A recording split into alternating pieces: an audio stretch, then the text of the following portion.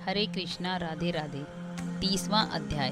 भगवान श्री कृष्ण चंद्र जी महाराज ने कहा, हे प्रिय, नारद जी के वचन सुनकर महाराजा पृथु बड़े विस्मित हुए।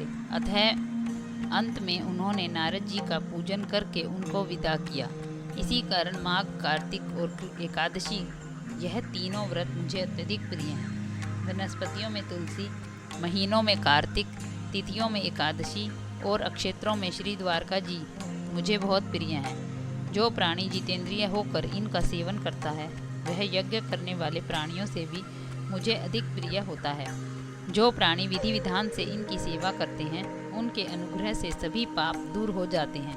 भगवान श्री कृष्ण चंद्र जी महाराज के वचन सुनकर सत्यभामा ने कहा, हे नाथ, आपने यह बात बड़ी आश्चर्यजनक कही है कि दूसरे के लिए पुण्य के फल से कलह की मुक्ति हो गई। यह प्रभावशाली कार्तिक मास आपको अत्यधिक प्रिय है कि जिसे पति द्रोह का पाप केवल स्नान के पुण्य से ही नष्ट हो गया। दूसरे प्राणी द्वारा किया हुआ पुण्य उनके देने से कैसे मिल जाता है, यह आप मुझे बतलाइए। इस पर भगवान श्री कृष्ण चंद्र जी महाराज ने कहा, बिना दिया हुआ पाप और पुण्य जिस कर्म द्वारा मिलता है वह सुनो। सतयुग में देश तथा ग्राम तथा कुलों का दिया हुआ पुण्य या पाप मिलता था, किंतु कलयुग में केवल कर्ता को ही पाप और पुण्य का फल भोगना पड़ता है। संसर्ग न करने पर भी यह व्यवस्था कही गई और संसर्ग जैसे पाप व पुण्य दूसरे को कैसे मिलते हैं इसकी व्यवस्था भी सुनो।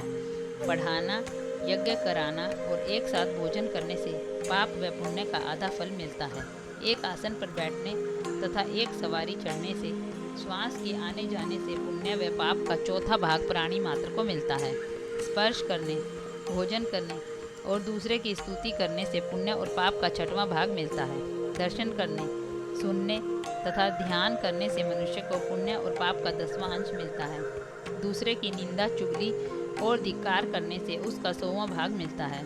पुण्य करने वाले मनुष्यों को जो कोई सेवा करता है वह सेवा का भाग लेता है और अपना पुण्य उसे देता है।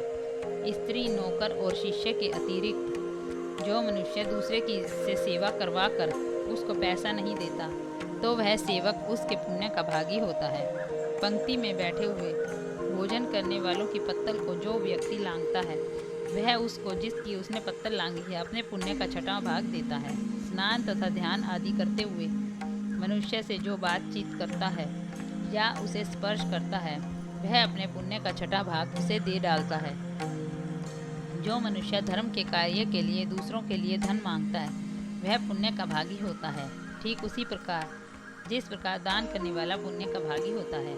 जो मनुष्य धर्म का उपदेश करता है पश्चात से श्रोता से याचना करता है वह अपने पुण्य का 6वां भाग उसे देता है। जो मनुष्य दूसरों का धन चुरा कर उससे धर्म करता है वह चोरी के पाप का फल भोगता है और शीघ्र ही निर्धन हो जाता है। और जितना धन चुराता है वह पुण्य जिसका धन चुराता है वह पुण्य का भागी होता है।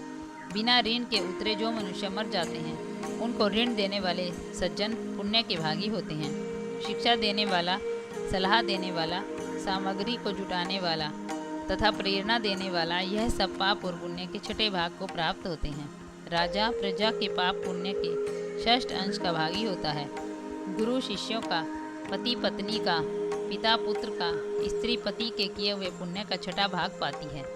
पति को प्रसन्न रखने वाली यज्ञकारिणी स्त्री पति के किए हुए पुण्य का आधा हिस्सा लेती है। जो पुण्य आत्मा पराये लोगों को दान करता है वह उनके पुण्य का 6वां भाग प्राप्त करता है। जीविका देने वाला मनुष्य जीविका ग्रहण करने वाले मनुष्य के पुण्य के 6वें भाग को प्राप्त करता है। इस प्रकार दूसरों के किए हुए पुण्य अथवा पाप बिना देने के भी दूसरे को मिल जाते हैं, किंतु यह नियम जो कि मैंने बताए हैं कलयुग में लागू नहीं होते। कलयुग में तो एकमात्र कर्ता को ही अपने पाप व पुण्य भोगने पड़ते हैं। इस संबंध में एक बड़ा पुराना इतिहास है, वो जो कि बहुत पवित्र है और बुद्धि को देने वाला है, वह भी मैं कहता हूँ, ध्यान पूर्वक सुनो। हरे कृष्णा राधे राधे।